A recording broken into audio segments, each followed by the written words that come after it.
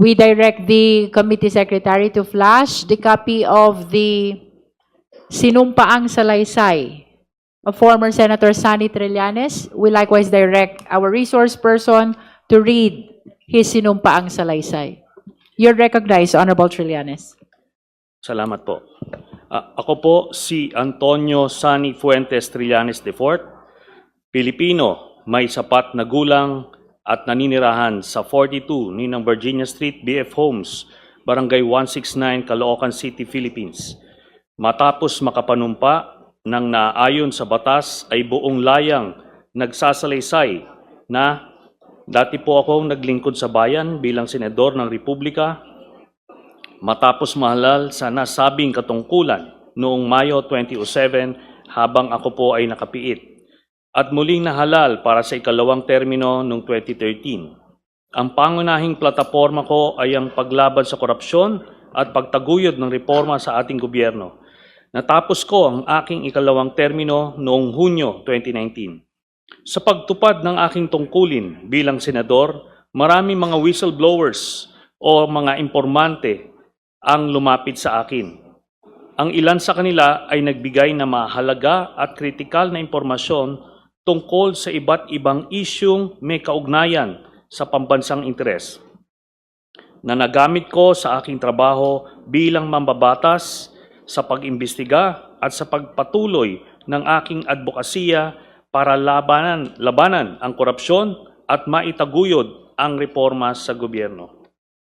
Noong buwan ng Abril 2016, sa panahon ng aking ikalawang termino bilang senador, ang aking opisina ay nakatanggap ng tawag mula sa isang tao na nagsabi na siya ay may hawak ng mahalagang impormasyon hinggil umano sa mga lihim na bank accounts na nagpapakita ng mga natatago at nakaw na yaman ng nooy kandidato sa pagkapangulo na si Mayor Rodrigo Digong Duterte at ng kanyang pamilya na di umano ay hindi din niya diniklara sa kanyang Statements of Assets, Liabilities, and Net Worth or SALN.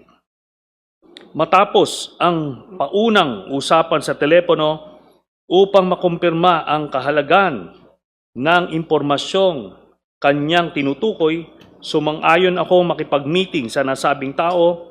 Ang aming meeting ay naganap noong ika-21 ng Abril 2016, bandang alas 8 ng gabi, sa opisina ng Samahang Magdalo sa Quezon City.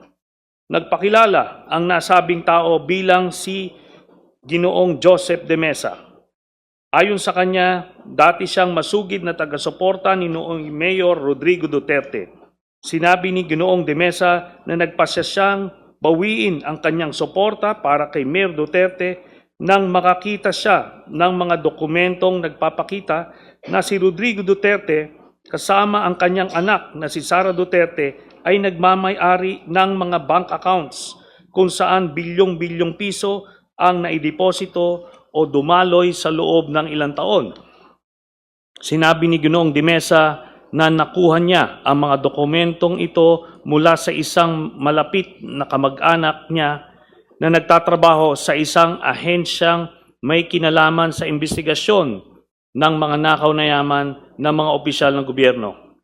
Sa aming pagpupulong, binigyan ako ni Ginoong de Mesa ng mga kopya ng mga dokumento na nagpapakita ng mga bank accounts sa pangalan ni Rodrigo Duterte at Sara Duterte sa Bank of the Philippine Islands, BPI, Julia Vargas Branch, sa Pasig at sa EDSA Green Hills Branch, at sa Banco de Oro, Unibank, sa Lungsod Mandaluyong, at sa iba pang mga bangko.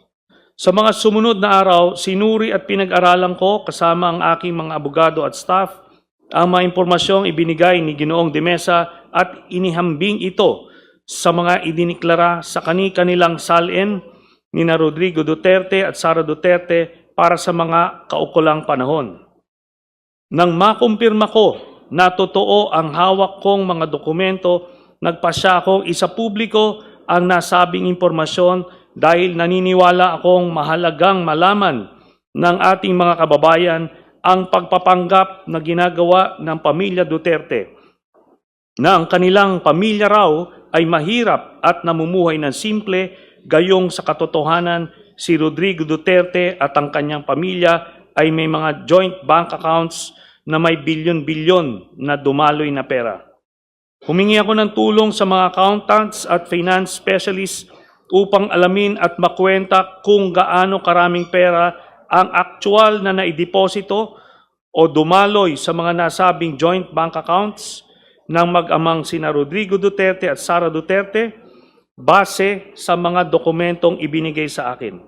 Sa aming pagsusuma, lumalabas na may kabuang halaga na 2,407,272,103.75 pesos ang pumasok at dumaloy sa mga nasabing bank accounts mula noong 2003 hanggang 2016.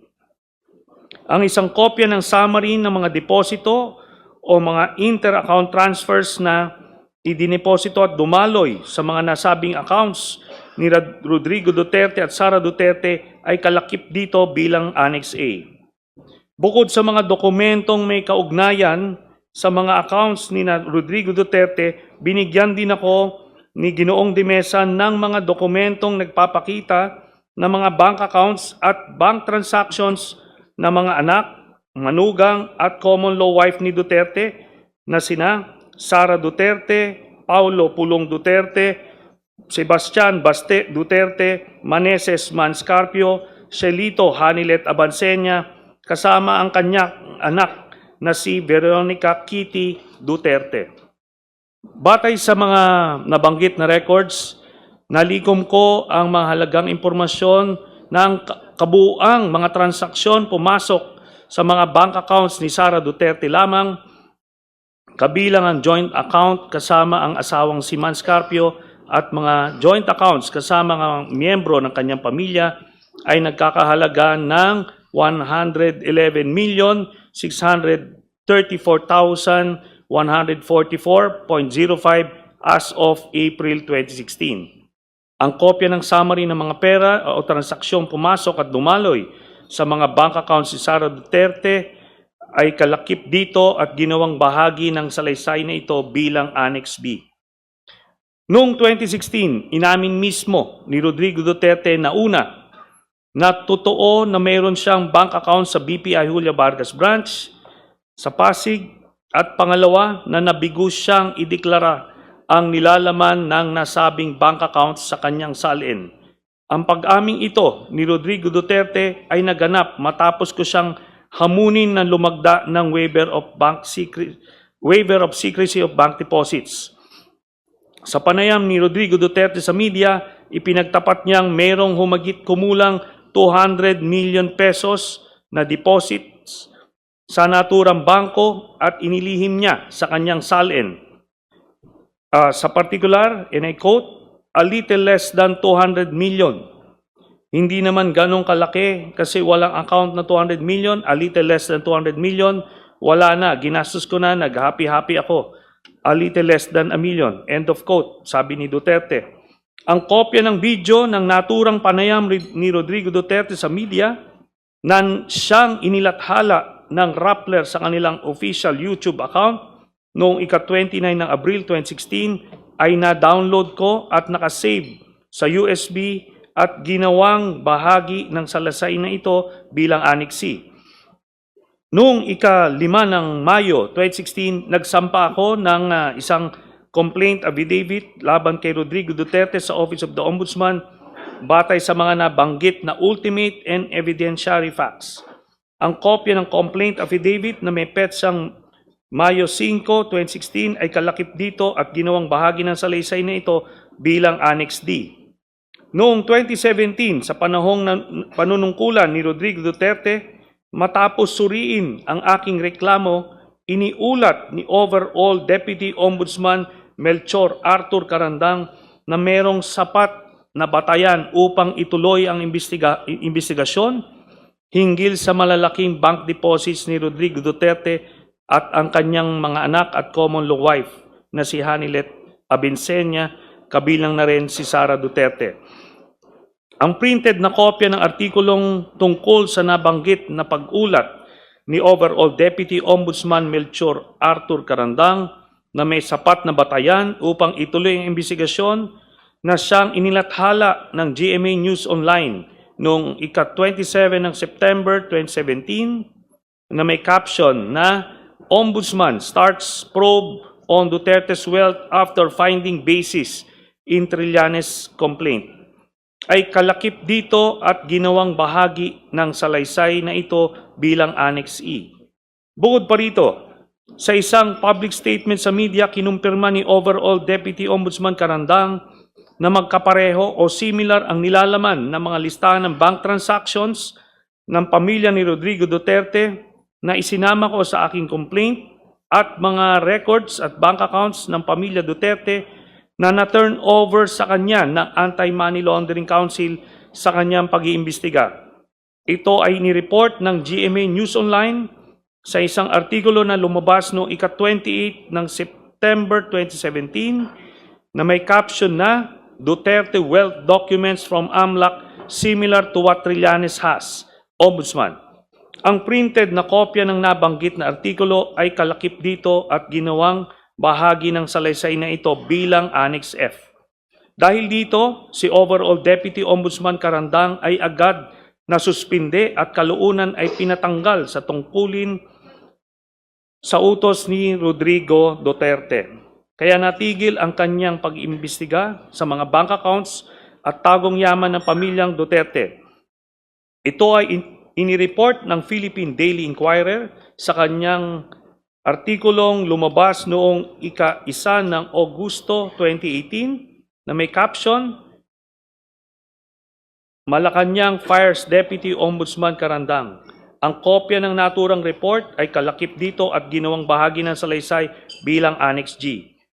Ang mga kopya ng mga summary ng mga transaksyon ng bangko ni Sara Duterte, Rodrigo Duterte, Pulong Duterte, Baste Duterte at ang common law wife ni Rodrigo Duterte na si Hanilet Abansenia kasama ang kanilang anak na si Kitty Duterte ay kalakip dito at ginawang bahagi ng salaysay na ito bilang Annex H, H1, H2, H3 at H4. Batay sa mga nabanggit na records, nalikom ko ang mga sumusunod na mahalagang impormasyon na nagpapakita na si Sara Duterte at ang mga miyembro ng kanyang pamilya, kabilang na ang kanyang ama na si Rodrigo Duterte, ang common law wife ni Rodrigo Duterte na si Hanilet Abansenia, kasama pa ang kanilang anak na si Kitty Duterte, ang mga kapatid niya na si Pulong Duterte at Baste Duterte ay tumanggap ng pera o nag-encash ng daang-daang milyong halaga na mga cashier's checks o personal checks mula sa isang kilalang drug lord na si Sammy Uy, nakilala rin bilang Samuel Uy, gaya ng mga sumusunod. On March 17, 2011, nakatanggap si Sara Duterte ng 7,440,846.07 pesos mula sa drug lord na si Sammy Uy. Noong 25 October 2011, nakatanggap muli si Sara Duterte ng kaparehas na amount na 7,440,846.07 mula sa drug lord na si Sammy Uy.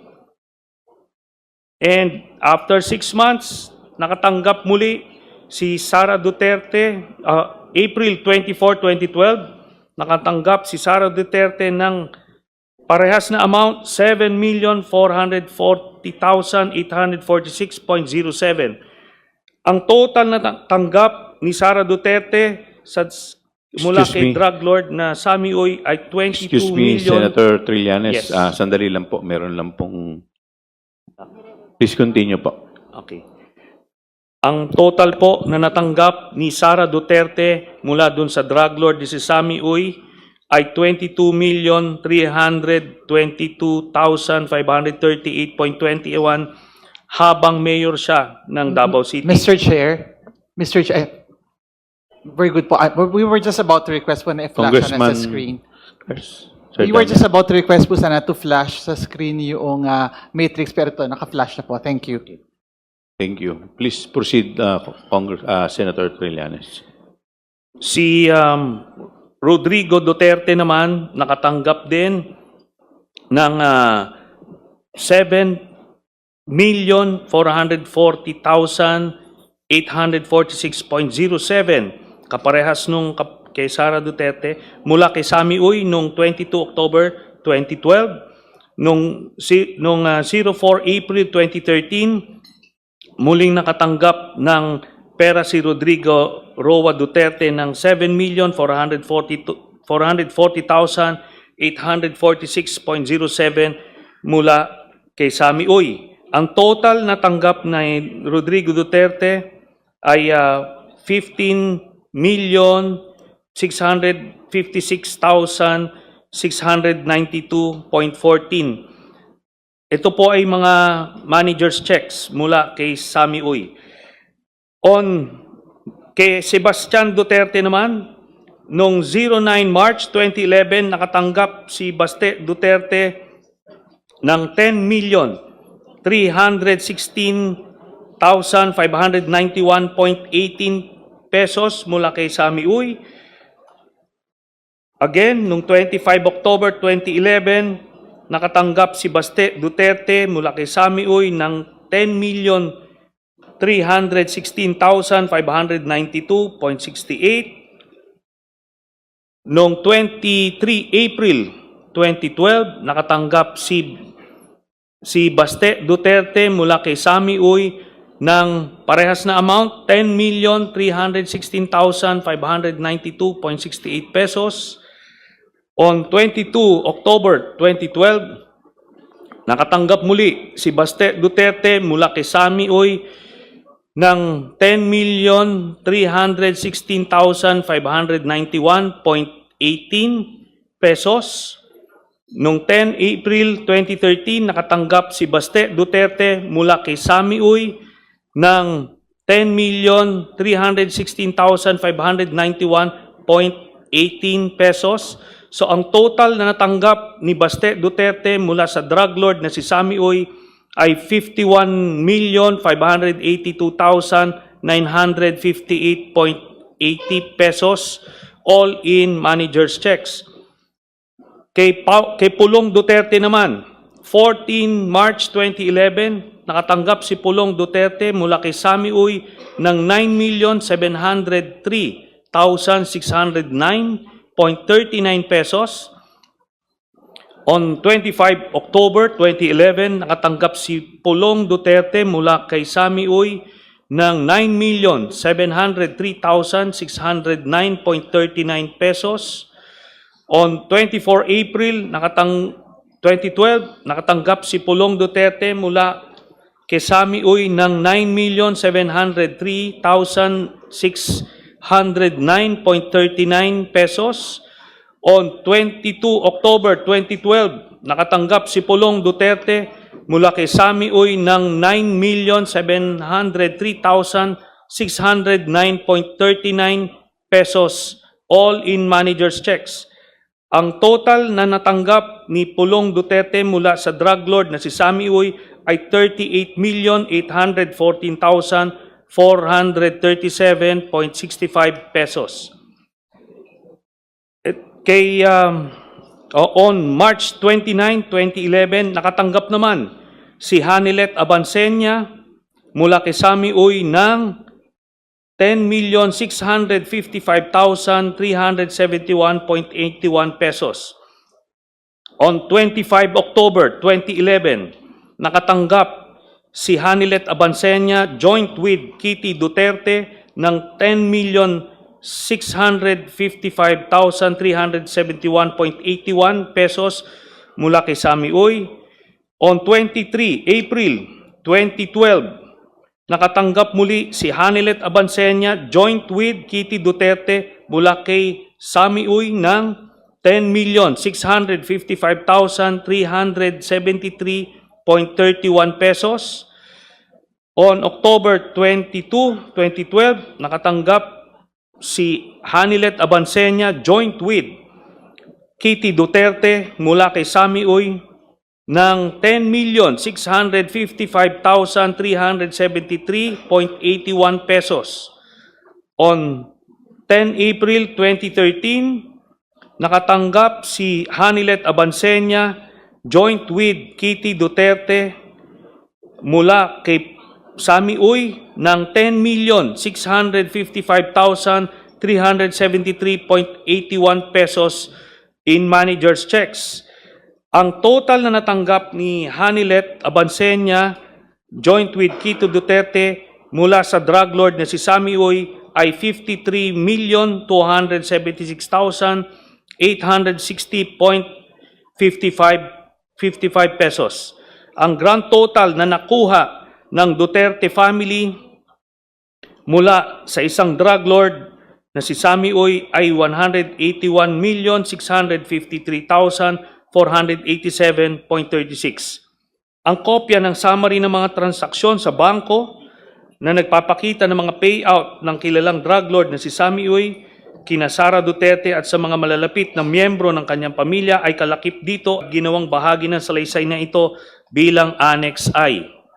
Si Sami Uy ay isang kilalang political contributor ni Rodrigo Duterte at kilalang kasama o kasosyo ni Michael Yang, ang dating economic advisor ni Rodrigo Duterte na siya namang iniuugnay sa mga kontrobersyang Farmally at Pogo, gayon din sa bilyong-bilyong halaga ng mga iligal na droga na nakumpiska sa isang bodega sa Pogo Compound sa Porac, Pampanga.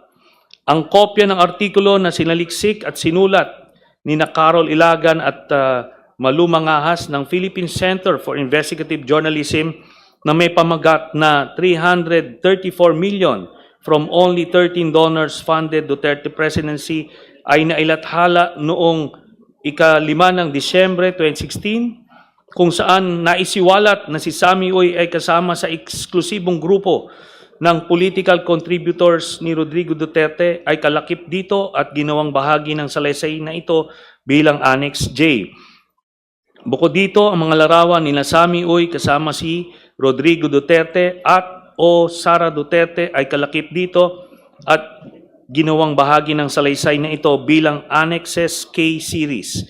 Sina Michael Yang at Sami Uy ay parehang hayagang pinangalanan ni SPO4 Arturo Las Cañas na sangkot sa operasyon ng mga laboratorio ng Shabu sa lungsod ng Davao. Ang isang kopya ng video ng panayan ni SPO4 Arturo Las Cañas sa journalist na si Christian Esguerra sa programa sa YouTube ng huli na Facts First, kung saan isinalaysay ni Las Cañas ang pagkakasangkot ni Sami Uy sa Davao Death Squad at sa operasyon ng mga laboratorio ng Shabu sa Davao City na siyang na-download at nakasave sa USB ay kalakip dito at ginawang bahagi ng salaysay na ito bilang Annex L. Dagdag pa rito, ang kopya ng video ng press conference ni SPO4 Las Cañas gamit ang Zoom na may petsang ika-31 ng Enero 2024 kasama si Aris Ilagan ng Pilipinas Today, kung saan inilarawan ni Ginoong Las Cañas ang laboratorio ng Shabu na matatagpuan sa Dumoy, Davao City na may pagmamayari at pinamamahalaan ni Sami Uy, Michael Yang at Rodrigo Duterte at na-download at nakasave sa USB ay kalakip dito at ginawang bahagi ng salaysay na ito bilang Annex M.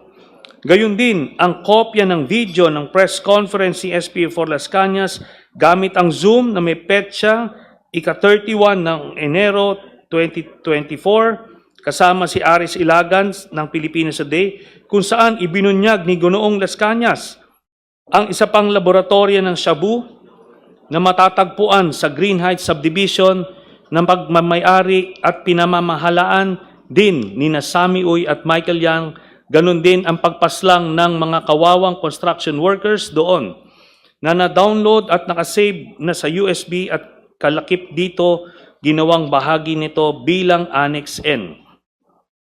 Si Ginoong Las Cañas ay kusang loob na umaming isa siya sa mga pinuno ng Davao Death Squad at tinanggap bilang testigo ng International Criminal Court sa kasong may kinalaman sa extrajudicial killings laban kay Rodrigo Duterte. Kailanman ay hindi itinanggi ni Duterte ang mga paratang ni Ginoong Las Cañas na makailang beses na lumabas sa publiko. Sa kanyang 186 pahinang affidavit, ididetalye ni Ginoong Las Cañas ang papel ni Sammy Uy sa Davao Death Squad at sa operasyon ng mga laboratorio ng Cebu sa lungsod ng Davao gaya ng mga sumusunod. Pahina 77. The several circumstantial events that raised my doubts and suspicions on Mayor Rodrigo Duterte's sincerity and honesty on his illegal drugs campaign because Michael Yang sponsor and patron in Davao City was Mr. Sammy Uy, also a bosom friend of Davao City Mayor Rodrigo Roa Duterte. Pahina 112, it was Sammy Uy who ordered Ben Laud to start the slaughter of the alleged suspects one by one, allegedly to extract confession. However, until the last one, no one among them confessed. According to Ben Laud, it was Mayor Duterte who ordered him and cleared the killing of the alleged suspected robbers through Bongo. Sa pahina 117, Sonny Benaventura in a teasing manner described to me that Sammy Uy is a gambling and shabu mafia in Davao City. Sa pahina 182, I say and declare and truthfully that the person of Mayor Rodrigo Duterte and his son Paulo Pulong Duterte are directly involved in the illegal drug trade in Davao City. Mayor Rodrigo Roa Duterte in partnership with Michael Yang and Sammy Uy, and Pulong Duterte in partnership with Charlie Tan. Mayor Rodrigo Roa Duterte also had police enablers in Bato de la Rosa and Wilkins Villanueva in the illegal drug trade. Sammy Uy has an import-export business in Davao City. He also owns a cockpit arena in Matina, Davao City. Sammy Uy is Mr. Michael Yang's patron friend in Davao City. I know it also through Michael Yang's custom broker, Mr. Randy Usman, my friend and associate in smuggling activities in the port of Davao in year 2012. Also in the massacre of subdivision construction workers I discussed above, Sammy Uy was a participant in the said murders in the Laud Quarry.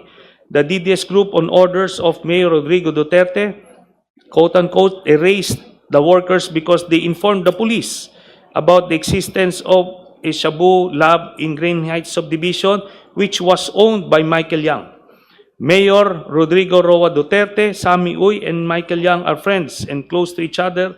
I saw them personally together in hotels in Davao City and in several occasions. Ang kopya ng 186 pahinang affidavit ni dating SPO4 Arturo Las Cañas, kabilang ang 3 pahina ng mga annex na nakalakip doon, ang video ni SPO4 Las Cañas habang isinasalaysay ang nilalaman ng kanyang affidavit, at ang video ni Las Cañas habang nilalagdaan ang kanyang affidavit at pinapatunayan ang katotohanan nito na siyang mga kopyang isinumite rin sa ICC bilang ebidensyang testimonyal para sa prosecution ay kalakip nito at ginawang bahagi ng salaysay na ito bilang Annexes O, O-1 at O-2.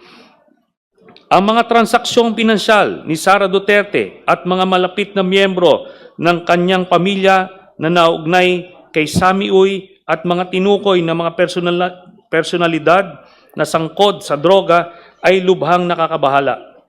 Hindi lamang ito ay malinaw na paglabag sa konstitusyon at sa iba't ibang batas ng bansa, kundi malinaw din na naglalagay sa malalim na pagdududa sa kanyang personal na integridad at kakayahan o moral capacity upang patuloy na magsilbi bilang pangalawang Pangulo ng Republika. Kaya naniniwala ako na dapat lamang panagutin siya at litisin sa pamamagitan ng impeachment. Bahagi ng nabanggit na yaman ni Sara Duterte ay maliwanag na makikita na galing sa payouts ng kilalang drug lord na si Sammy Uy na pumapasok sa kanyang bank accounts at inilihim niya sa kanyang salin mulang 2007 hanggang 2013 at sa taong 2016. Ang pagkabigo ni Sara Duterte na ideklara ang kanyang kabuang yaman ay sinaliksik at inireport nila Florin Simon at Malumangahas ng Philippine Center for Investigative Journalism, PCIJ, sa kanilang ulat na may pamagat Duterte, Sara, Paulo, Mark Big Spikes in Wealth, Cash while in public office, na nailathala noong ika-4 ng Abril 2019 na siyang kalakip dito at ginawang bahagi ng salaysay na ito bilang Annex P.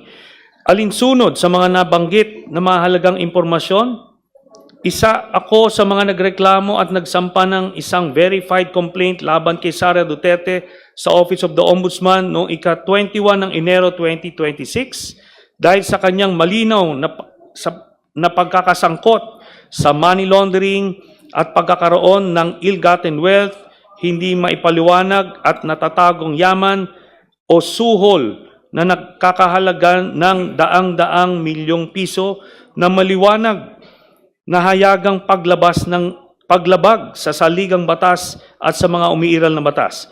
Ang kopya ng verified complaint na may petsang ika-21 ng Enero 2026 ay kalakip dito at ginawang bahagi ng salaysay na ito bilang Annex Q.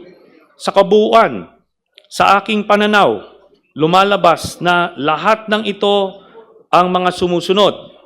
Una, si Sara Duterte ay kasangkot sa korupsyon noong unang pumasok pa lang siya sa gobyerno. Pangalawa, si Sara Duterte ay may mga tagong yaman na nakuha niya sa mga iligal na paraan. Pangatlo, si Sara Duterte ay hindi nagdedeklara ng kanyang tunay na yaman sa kanyang salin. Pang-apat, sina Sara Duterte at ang mga malalapit na miyembro ng kanyang pamilya na sina Rodrigo Duterte, Pulong Duterte, Baste Duterte, Hanilet Abansenya at Kitty Duterte ay tumanggap ng daang-daang milyon na pera mula kay Sammy Uy na isang kilalang drug lord. Sa aking paniniwala, ang lahat ng ito ay pasok sa impeachable offenses ng betrayal of public trust, graft and corruption at other high crimes na nakasaad sa ating saligang batas.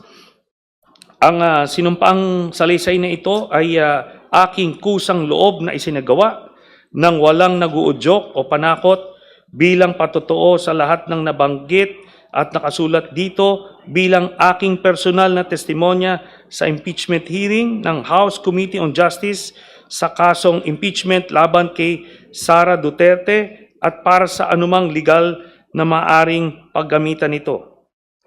Ito pong sinumpaang salaysay na ito ay sinumpaan ko noong April 21, 2026 sa harap ng Notary Public.